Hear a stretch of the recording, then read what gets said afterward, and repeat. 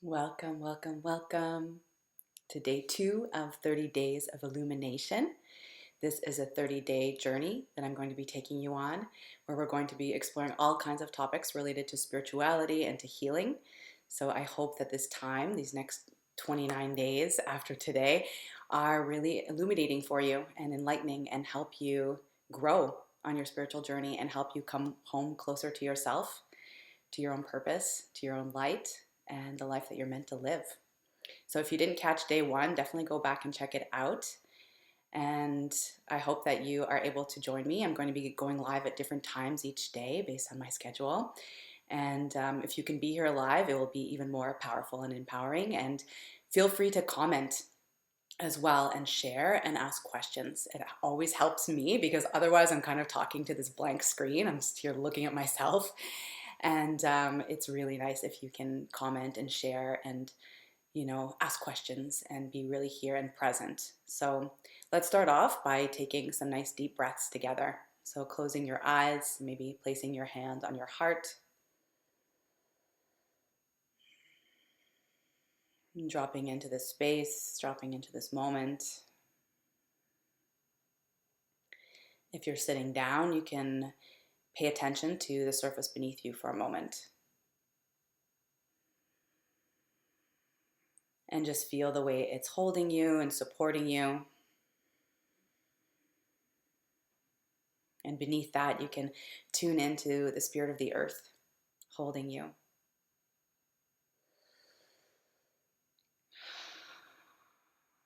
With each breath, feeling your body soften and relax, arriving here fully in this moment. Obviously, if you're driving, keep your eyes open. But otherwise, just take a moment for yourself.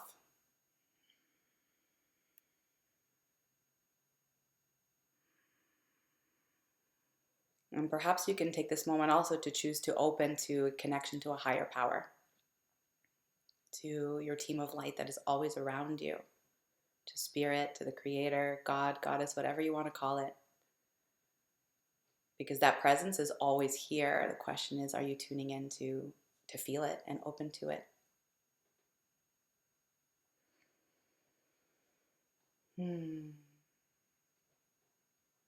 So whenever you're ready, you can open your eyes once again. Thank you for being here with me. Hi, Darlene. Hi, Jovan. Thank you, thank you. Okay, so again, welcome to day 2 of 30 Days of Illumination. Today I'm going to be talking to you about the signs that you're a highly sensitive person. And not just the signs, I'll be talking about everything related to being a highly sensitive person. And I'll tell you, I know this energy quite well because I'm extremely highly sensitive. And it's quite a journey to go on, to be on, in this life as a highly sensitive person. So yesterday, day 1 was all about the number one way to develop your intuition. And so again, if you haven't listened to that yet, definitely go back and check it out. There's some wisdom and insight that I share in there. And it's actually quite practical what you can do to develop your intuition. So do check it out. So what is a highly sensitive person? And first of all, I want to share who these 30 days are for. These 30 days of illumination. They're for you if you are highly sensitive, and you'll get to explore that more today. If you're an empath and you identify as that, if you feel like you're an old soul, like you've been on this earth many lives and have lived many lifetimes here, it's for you if you know you're meant for something bigger. And maybe you're not fully living that right now. And so we're going to explore how you can step in more into that through this journey of 30 days as well. So what is a highly sensitive person? First of all, if you're highly sensitive and you already know it, let me know in the comments if this is something that you've explored already. And you can also share what brought you here, what's drawing you to this topic. So a highly sensitive person, and I want to make the distinguishment right off the bat, it's not about being emotionally sensitive, like being really insecure if someone says something that hurts your feelings. It's not about emotions and feelings. Being highly sensitive is actually this high level of sensitivity to stimulation, this high level of perceptibility. And so let's put that aside right now, the emotional part, because yes, you might be emotional as a highly sensitive person, but it's really about being able to feel like energies or to notice energies.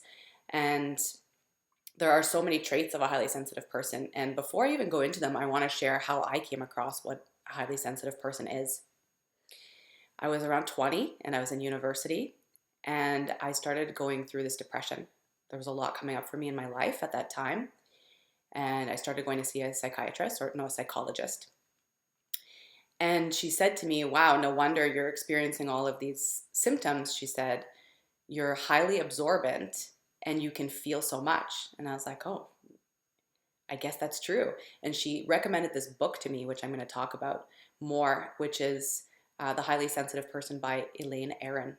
And she said, you should read this book. It's super important. So this is where I'm getting a lot of this information from about being a highly sensitive person, is from Elaine, Aron. You can Google her and check her out afterwards and read that book because it is very helpful to understand more about yourself. I'm just reading some of the comments. Yes, I need this teaching. That's me. I'm highly sensitive. You've seen my notifications pop up. My mood also changes with people around me. It's so annoying. Yeah, and love the difference between emotional versus feeling vibration. Totally. So some of the traits of a highly sensitive person are you feel the energies in the room. Let's say you walk into a room and you're like, whoa, what's going on in here? You can feel other people's energies. So you can feel sadness, you can feel, like I felt strange energies sometimes when I walk into a space, like it's really dense, or you might be able to sense like, whoa, somebody has passed away in this room. The energy is like really intense here. You might get really impacted by the energies of everything around you, including like the moon, for example, with the moon changes, or the weather might impact you. You might get really impacted by different smells. Smells can be overwhelming. Or loud noises. That's another quality of being highly sensitive. So it's like you have this high level of perceptibility to stimulation. So smells, sounds, other people's energies. You might get really moved by beauty. This is one of the beautiful things about being highly sensitive, is that you can get really moved by music, by beauty, by sunsets, by nature, by art, for example. I feel like also a lot of highly sensitive people are quite connected to animals. Who here feels that way? Who here really connects with animals? And sometimes I found in my path, like I'm like, well, I like animals more than I like people. It's easier to connect with animals and just really meet them on a deep level. Yeah, Jovan says, that's me. I feel other people's energy. Yeah. So there's also something like that is really important to note, is that this world is not made for highly sensitive people. It's a lot on our nervous systems because we can perceive so much.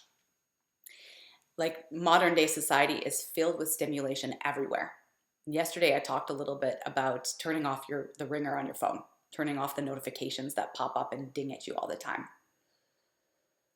And so, like, there's so much stimulation everywhere. The lights, the noise, the cars, the sounds, the TV, the radio, all these things that are just popping up all the time. I notice for me also, I get quite overwhelmed if a space is really messy. This is something a lot of highly sensitive people also get impacted by. So if I'm going to cook in the kitchen, for example, I always make sure that the space is pretty clean beforehand, because I can get very easily overwhelmed if there's too much around me. It's like we can notice everything as highly sensitive people. Some people more than others, because sensitivity is actually a spectrum. So it's like from 0 to 100. And only 20% of the population, according to Elaine Aron that I was mentioning earlier, is highly sensitive. So only 20% are very highly sensitive people. 42% of the population, according to her, are not sensitive at all. And then other people find themselves somewhere in the middle. So this is important to note because you're different. If you are highly sensitive, you're different from most people. And sometimes you'll find that people don't understand you. I know I've definitely had this experience throughout my life where I'm like, I just don't feel understood. Or people have put me down for being highly sensitive or think I'm too needy or too picky, for example. But it's actually something that's like in the nervous system. And I truly believe that we're born this way. Elaine, Aron teaches that as well, that we are born this way. I feel that's very true. And because like she gives an example in the book, is if I can remember correctly, there's like two twins that are born together, and one of them is highly sensitive and the other isn't. And the one that is highly sensitive was more like finicky as a child because they're feeling so much. And so I think it's such a beautiful process of getting to, first of all, know that about yourself, that you're highly sensitive, and then finding ways in your life to make it easier for yourself. Like, for example, making sure your space is nice and clean and clear. And also speaking up for yourself and for your needs. And sometimes you might need to just take yourself out of situations because it is too much on your nervous system. And I don't believe we should push ourselves too far. There's sometimes like stretching ourselves in a healthy way that's helpful and impactful for us, that can help us grow and help our nervous system get used to more stimulation, for example. But there are other times where it's like, it's really important that you take care of yourself. So if you are highly sensitive, self-care is extremely, extremely, extremely important. And I can't stress that enough. This has been something I've had to work so much on, and to not feel bad about it. Yeah. So Ocean, I'm not sure what your name is sharing, I'm up near the top of sensitivity. My husband is at the bottom. Yes, exactly. That happens. And what I've noticed is that the more, I'm not sure what your relationship was with your husband around these matters, but what I've noticed is that the more I love and honor my sensitivity and take care of myself, I found that the people around me also love and honor that part of myself as well. Hi, Jenny. Yes, Darlene is sharing a lot of electrical EMFs affect you as well. And you're constantly grounding. Yep, that's also extremely like a big thing for us too. So grounding is extremely important for highly sensitive people, and also taking time to clear our fields, to clear our energy. If we are absorbent, which many of us are, including myself, highly absorbent of other people's energies and just getting impacted by the energy around us, it's really important to ground often. I'll be doing a video on that quite soon, and actually tomorrow. So I'll be talking about grounding and some tools and practices on how to do that, but also making time and setting the intention to clear your field a lot. And to come back to yourself always, because sometimes this is a little bit of a topic, a different topic. It's not exactly about being highly sensitive, but when we feel other people's energy a lot, it is important to spend more time connecting to our own energy. And I can talk about that in another day. So make sure you come back and ask the questions that feel relevant for you. Also, if there's something that you really want me to talk about and comment more on. So let's just like recap the traits and the signs that you're a highly sensitive person. So you get really impacted by smells. And again, you don't have to get impacted by all these things in order to be highly sensitive. Some people get impacted by certain ones and others get impacted by others. Some people get impacted by all the things that can affect you as a highly sensitive person. So again, smells, sounds, getting overwhelmed by, mess.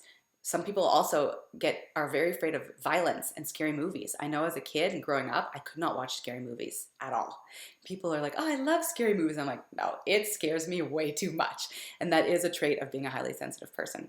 You also might get really moved by beauty and by nature, and maybe find really deep connection with animals, and just get impacted a lot by the energies around you.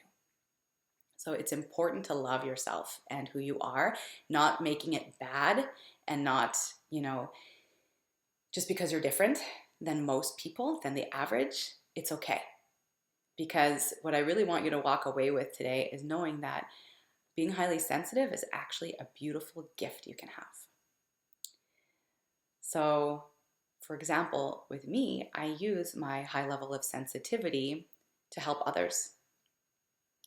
I feel like I'm able to perceive so much in people, and I use that to help my clients in my work and my healing containers.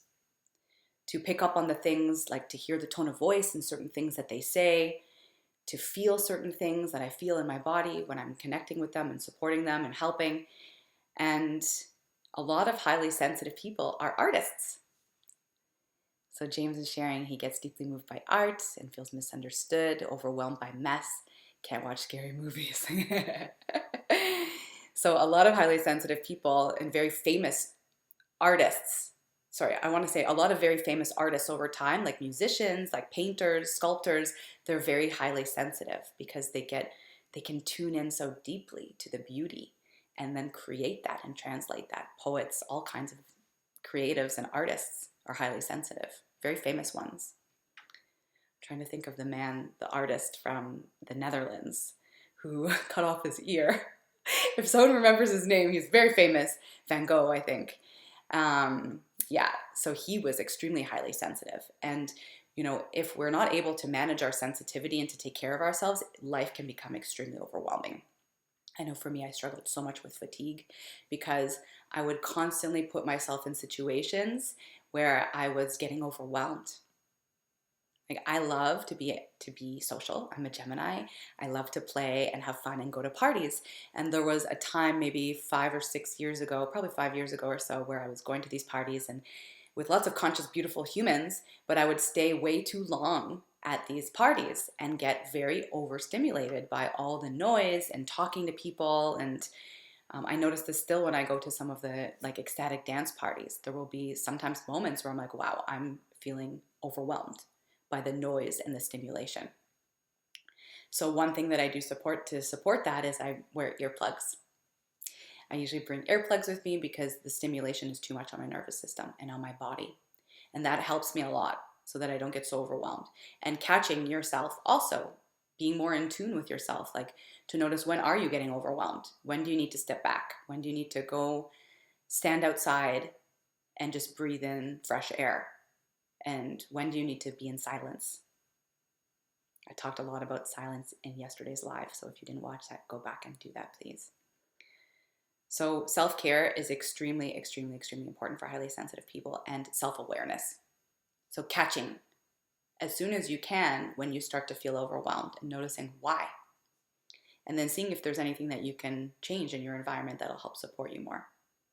Like going back to that example, cleaning up the mess so that your mind can feel free and calm. It makes a really big difference. So, going back to that example of at the parties, I started noticing when I would get overwhelmed and overstimulated and maybe leaving a little earlier. It's like I would like to stay longer, but I also don't want to suffer for 2 or 3 days after from what I call energy hangovers. So at that time, I noticed like when I was staying too long and spending too much time with people, I would have energetic hangovers and be depleted and exhausted for sometimes 2 or 3 days afterwards. Literally, I would be so tired that I wouldn't be able to get out of bed. And I'm sure you would agree that that's not a very pleasant experience. So I had to start making changes and noticing the ways I could take better care of myself. So make sure that you spend, you put more intention on self-care as a highly sensitive person. And I guess for me, like I said, I shared earlier in the video around when I noticed I was highly sensitive through that experience with my psychologist at the time. And I've done a lot of learning about it since then. And I've actually taught courses on this to others as well, because there's so much that you can learn about this and so many ways that you can make changes in your life that will help you just feel better and be able to use your sensitivity as a gift and not feel like it's a burden. I'm curious if you want to share with me in the comments, do you feel like your sensitivity is a burden? Let me know.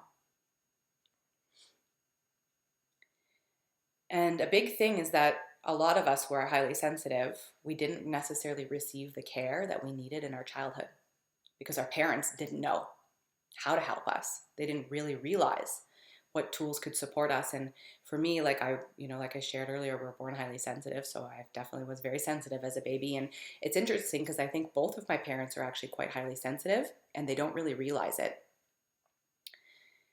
And, we might realize it kind of subconsciously in certain ways. Like I laugh about it, but I get very overwhelmed when I go to Costco. It's like this huge big box store. that's located here in Canada. It's in the US as well, and Mexico. I'm not sure if it's anywhere else in the world, but it's this big, huge store, and there's all these people going in all these different directions. And sometimes, like, there's so much stimulation, especially when people are like walking really quickly. And my parents also, they're like, oh, I don't want to go to Costco on Saturday morning. There's like too many people, for example. And where I was living in Toronto before, the people would always move so fast and rush around everywhere, and that would stress me out and overwhelm me. So I started finding ways to like support myself by not going at busy times or not driving during rush hour, because it's a lot on my nervous system. So being sensitive, highly sensitive, is really a lot about the nervous system. Yeah, Lynn is sharing, this resonates so much. I always felt bad for leaving early. And Darlene is sharing, I used to feel like sensitivity was a burden, but not so much now. I'm so glad that you've gotten to that place. It's beautiful. And she says she dies at Costco. Yeah, it's a lot of stimulation. One time I went with my old housemate she wasn't able to go earlier in the day, so we ended up going at 4:30 p.m. on a Friday. This was a few months ago, and I didn't want to go at that time, but I was like, oh, it's fine, I'll be fine. But wow. When I got home after, I was like, wow, my field is just so full of all like other people's energy. I'm never going to go back at that time again. And it's okay. You got to take care of yourself. That's what matters. You got to take care of yourself, because you're the only one that can really do that. And being like a stand for yourself is really important. So my experience with my sensitivity is like, I really didn't receive the care that I needed in my childhood, because my parents just didn't have the tools and they didn't know. And then throughout my life, I've been told so many times, you're too sensitive. You're so particular, and people have said it in a mean way, like telling me like, why can't you be more easygoing? And so I really looked at my sensitivity as a burden for a very long time. And it's just been in the last maybe 3, 4, 5 years that I've been looking at it much more as a gift. And so I'm curious for you, one of the things that I would love for you to feel into more today and in the next few days is, how does your sensitivity support you in your life? And you can even share that in the comments if you'd like. How does your sensitivity help you in your life? I shared earlier that it helps me be able to help other people, because I can perceive so much, and I can perceive, energies a lot of times in people's bodies before they're even able to feel it themselves. And it helps me be able to guide them and direct them into it. Maybe your sensitivity helps you like connect deeply with animals and have beautiful relationships with animals or support them. Maybe it helps you in your work. Maybe it helps you in your creations and your creativity. Let me know in the comments how your sensitivity helps you in your life. How is it a gift? And if you don't know right now, that's okay. I would love for you to journal on that. How is your sensitivity a gift for you in your life? So Lynn is sharing, I never understood my sensitivities. I blocked them so I wouldn't be a burden. Yeah. A lot of times we also block our sensitivity. We shut down because it's too much. We feel too much. We can perceive too much. So that's something that has happened to many people. We shut down because it's overwhelming to feel all the things that we can feel. So that's why self-care is so important. Finding ways to support yourself and to support your sensitivity is so important. Yeah, now you feel that your sensitivities help you connect and be more compassionate towards others. Yes, I love that. So beautiful.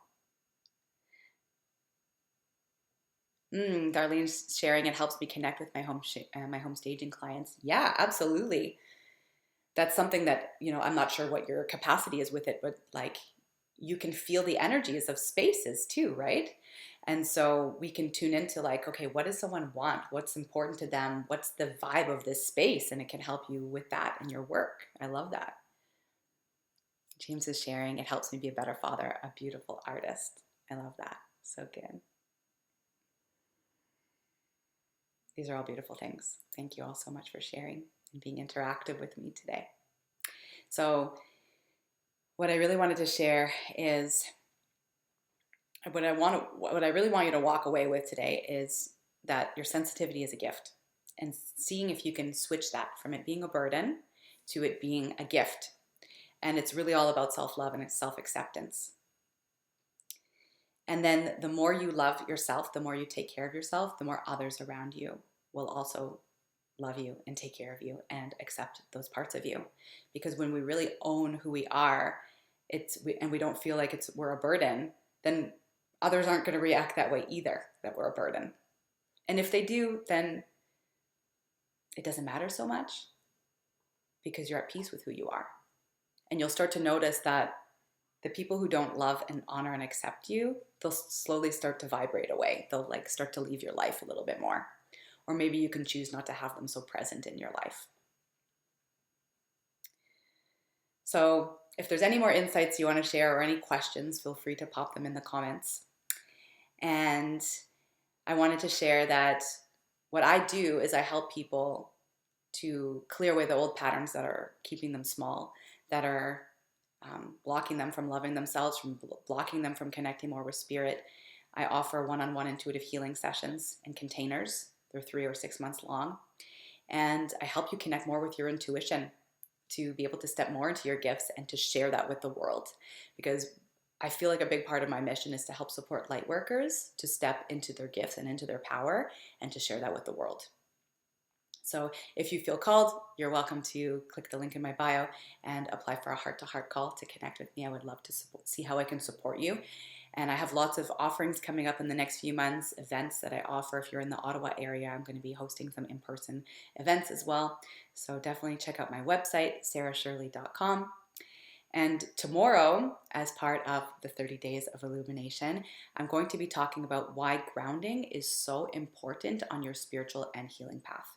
This is such an important topic. It's the number one thing that I started doing in my healing journey, like when I first kind of like awakened, let's say. And it's this thing that I still do the most often of everything, grounding. It's really, really, really important.